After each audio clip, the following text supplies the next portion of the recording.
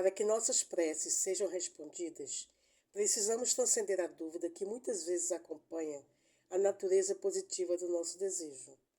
Seguindo um breve ensinamento sobre o poder de vencer nossa incerteza, o Evangelho Gnóstico de Tomé preserva instruções precisas de Jesus, que descrevem como criar os sentimentos que produzem milagres. Em meados do século XX, essas palavras foram descobertas como parte da biblioteca Nag Hammadi, do Egito. Em pelo menos 2 lugares diferentes recebemos instruções semelhantes e fomos convidados a fundir nossas ideias e emoções em uma única força poderosa. O versículo 48, por exemplo, nos diz: se 2, pensamento e emoção, fizerem as pazes um com o outro nessa mesma casa, eles dirão para a montanha: afaste-se, e ela se afastará.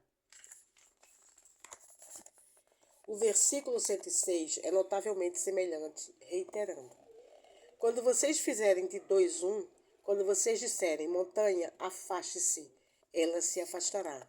Se as instruções permaneceram tão consistentes que o abade estava repetindo a essência de um ensinamento de 2000 anos, então ele ainda pode ser útil para nós hoje.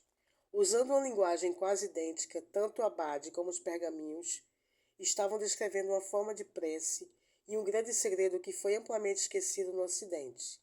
A crença e os sentimentos que nós temos sobre eles constituem a linguagem dos milagres. Emoção, pensamento e sentimento, experiências separadas, mas relacionadas. Se pudermos realmente aprender o que nosso poder de crença, baseado no coração, nos diz sobre o nosso mundo, então a vida adquire um significado inteiramente novo. Nós nos tornamos arquitetos da realidade, em vez de vítimas de forças misteriosas que não podemos ver e não compreendemos. Para fazer isso, no entanto, precisamos compreender não apenas como nossas crenças falam ao universo, mas também como podemos revisar a conversa mudando-as. Quando realizamos isso, estamos realmente programando o universo. E tudo começa com a compreensão das 3 experiências separadas, mas relacionadas, que conhecemos como pensamento, sentimento e emoção. O diagrama da figura 6 foi extraído de um antigo texto místico escrito em sânscrito. Ele ilustra como podemos usar o pensamento e a emoção para criar sentimentos e crenças baseados no coração e nosso corpo. A chave para esse desenho é a localização dos centros de energia do corpo, conhecidos como chakras, expressão sânscrita que significa rodas giratórias de energia. No sistema sânscrito, faz-se uma distinção entre os 3 primeiros, a partir do topo da cabeça para baixo, e os 3 inferiores, da base da espinha para cima. O papel que esses grupos de chakras desempenham na criação de nossas crenças é a chave para assumirmos o controle de nossa vida. Quando compreendemos a relação entre nossos pensamentos, sentimentos e emoções, também reconhecemos como nossas crenças têm o poder de afetar o mundo. Embora em um nível físico, cada centro de energia está ligado a um dos órgãos do sistema endócrino. Em um nível enérgico, os chakras desempenham papéis diferentes em nossa vida. Nas sessões a seguir, vamos definir emoção, pensamento e sentimento separadamente e então ilustrar como eles se reúnem para formar as experiências internas que se tornam nossa realidade. Emoção definida. Os 3 chakras inferiores da criatividade são comumente associados com a nossa experiência da emoção.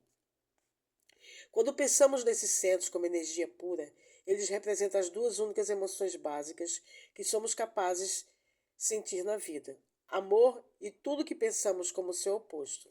Por mais estranho que isso possa parecer à primeira vista, como veremos a seguir, essa definição mostra que a alegria, o ódio e a paz que podemos ter considerado como emoções do passado são, na verdade, os sentimentos que resultam do uso deles. Todos nós já tivemos experiências de amor em nossa vida. E como somos todos únicos, essas experiências também são. Por isso, quando falamos sobre o oposto do amor, isso pode ter significados diferentes para pessoas diferentes. Para alguns, é a experiência do medo. Para outras, pode ser a do ódio. No entanto, independentemente de como a chamamos, quando nos dirigimos diretamente para a essência nua dos ensinamentos mais profundos, Reconhecemos que o amor e seu oposto são, na verdade, dois aspectos da mesma coisa, duas polaridades da mesma força, a emoção. A emoção é a fonte de energia que nos impulsiona na vida. Amor ou medo é a força motriz que nos impulsiona através das paredes da resistência e nos projeta para além das barreiras que nos impedem de atingir nossos objetivos, sonhos e desejos. Assim como a potência de qualquer motor precisa ser aproveitada para ser útil, o poder da emoção precisa ser canalizado e focado para que nos sirva em nossa vida. Quando não temos uma clara direção, nossas emoções podem se tornar dispersas e caóticas. Todos nós conhecemos o drama e o caos que costuma acompanhar as pessoas que lidam com a vida puramente apegados a essa base. Embora essas duas emoções sejam uma fonte de poder em nossa vida, isso pode ser claramente uma bênção mista. Nossas emoções podem nos servir ou podem nos destruir. A experiência que temos é determinada por nossa capacidade para aproveitá-las e dar-lhes direção. E é aí que entra o poder do pensamento. Pensamento definido. Os pensamentos estão associados aos 3 centros de energia superiores do nosso corpo, os chakras relacionados à lógica e à comunicação. Enquanto a emoção pode ser considerada uma fonte de energia, os pensamentos são um sistema de guiamento que a direciona, focalizando-a de maneira precisa. Portanto, embora nossos pensamentos sejam importantes, eles têm pouco poder por si mesmos. Em um linguajar de engenharia, eles podem ser considerados energia escalar, uma força potencial envolvendo uma situação possível, em vez de serem energia vetorial, uma força real, de algo que é efetivo e está acontecendo em nossa vida. Esse buffet amortecedor de segurança impede que cada pensamento passageiro em nossa mente se manifeste na realidade. Como as estatísticas a seguir sugerem, isso é realmente algo bom. Há alguns anos, a National Science Foundation informou que a pessoa média tem algo em torno de 1.000 pensamentos por hora, dependendo do fato de podermos ou não ser considerados pensadores profundos. Podemos ter entre 12.000 e 50.000 pensamentos a cada dia. Por curiosidade, às vezes pergunto a amigos e colegas de trabalho para compartilhar o que eles estão pensando. Quando faço isso, descubro rapidamente que muitos de seus pensamentos são sobre fatos que eles preferem manter para si mesmos. Felizmente para nós, a maioria dos nossos pensamentos passageiros permanecem apenas isso.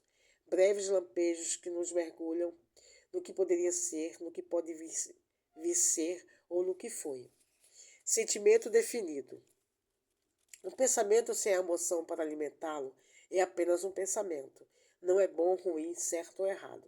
Por si só, tem pouco efeito sobre qualquer fato e é a imaginação de uma possibilidade que permanece na mente. A semente do que poderia ser, suspensa no tempo, inofensiva e relativamente impotente.